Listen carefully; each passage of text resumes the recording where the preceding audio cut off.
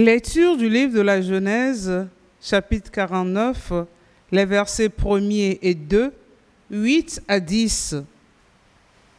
En ces jours-là, Jacob appela ses fils et dit : « Assemblez-vous, je veux vous dévoiler ce qui vous arrivera dans les temps à venir. Rassemblez-vous, écoutez, fils de Jacob, écoutez Israël, votre père.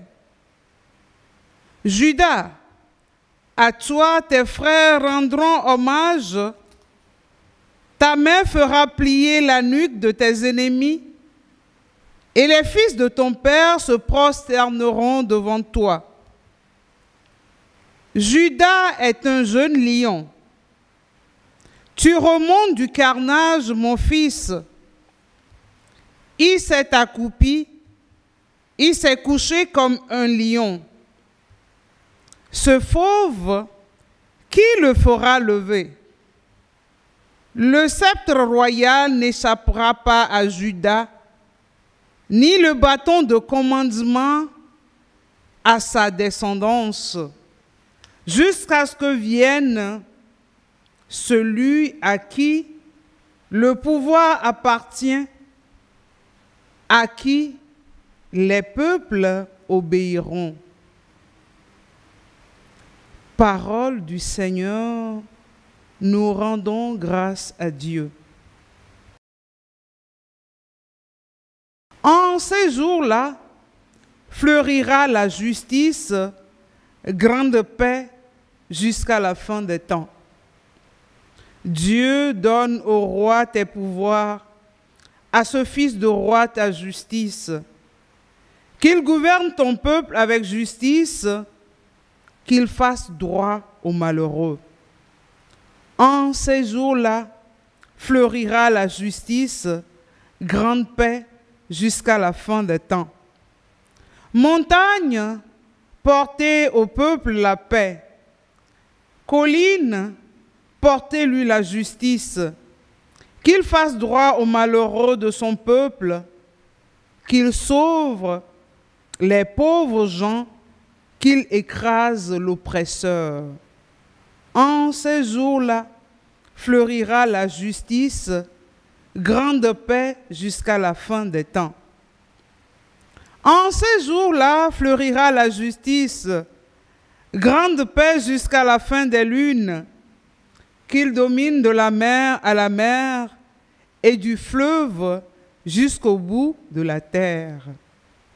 En ces jours-là, fleurira la justice, grande paix jusqu'à la fin des temps. Que son nom dure toujours sous le soleil, que subsiste son nom. En lui, que soient bénies toutes les familles de la terre. Que tous les pays le disent bienheureux.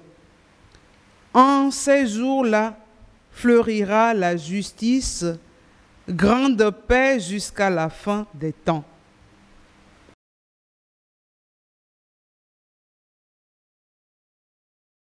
Acclamation de l'Évangile.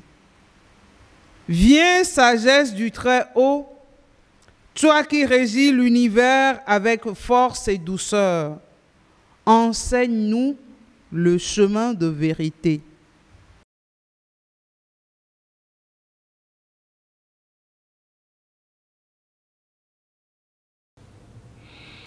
Évangile de Jésus-Christ selon saint Matthieu. En ce temps-là, Jésus était en route. 2 aveugles le suivirent en criant : « Prends pitié de nous, fils de David. » Quand il fut entré dans la maison, les aveugles s'approchèrent de lui et Jésus leur dit : « Croyez-vous que je peux faire cela ? » Ils lui répondirent : « Oui, Seigneur. » Alors il leur toucha les yeux en disant : « Que tout se passe pour vous selon votre foi. » Leurs yeux s'ouvrirent et Jésus leur dit avec fermeté : « Attention, que personne ne le sache. » Mais une fois sortis, ils parlèrent de lui dans toute la région. Acclamons la parole de Dieu.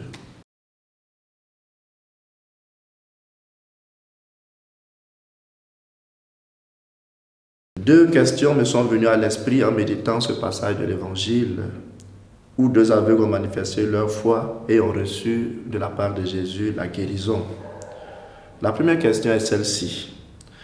Quand nous récitons notre credo ou quand nous disons que nous croyons en Jésus, est-ce qu'on le dit du bout des lèvres ou bien c'est vraiment l'expression de notre conviction? Ces deux aveugles ont obtenu grâce pour avoir manifesté leur foi.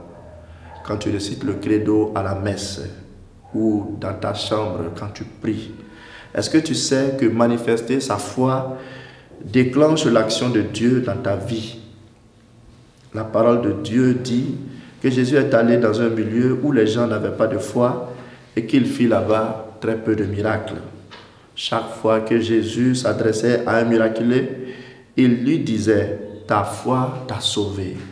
Oui, chers chrétiens, notre foi en Jésus nous sauve et déclenche ces miracles dans nos vies. La seconde question est celle-ci.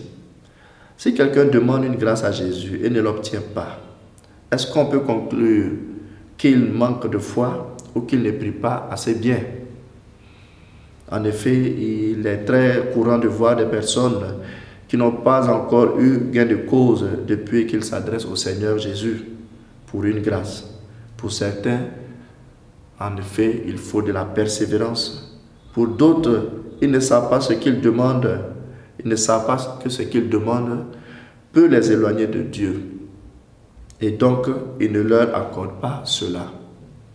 Mais aussi, il y a ceux qui doivent comprendre qu'il y a des manques que nous devons supporter justement comme expression de notre foi. Saint Paul, qui a fait de grandes choses, avait comme une écharde dans son corps qui ne lui a pas été retirée malgré ses prières. Sainte Rita a dû souffrir toute sa vie avec cette épine. Saint François d'Assise et Padre Pio ont souffert avec les stigmates. Certaines souffrances, certains manques sont le lieu d'expression de la foi en Dieu. Mais pour accepter cela, il faut comprendre que la foi signifie l'abandon total en Dieu, quel que soit Alpha. Alors aujourd'hui, chers frères, chères sœurs, présente avec foi ta situation à Jésus. Il guérit, il sauve. Fais-le avec foi, mais plus encore, abandonne-toi à lui et surtout ne pense pas qu'il t'a oublié parce que tu n'as pas obtenu ce que tu demandes. Exprime-lui ta foi en t'abandonnant à lui complètement et il sera avec toi. Et qu'il te bénisse tout au long de cette journée, lui qui est Père, Fils et Esprit Saint. Amen.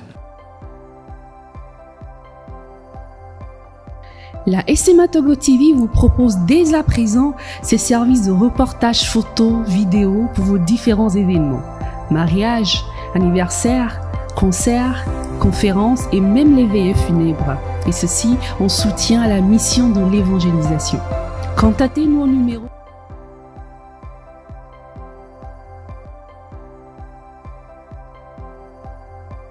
ou par email media@smatogo.com.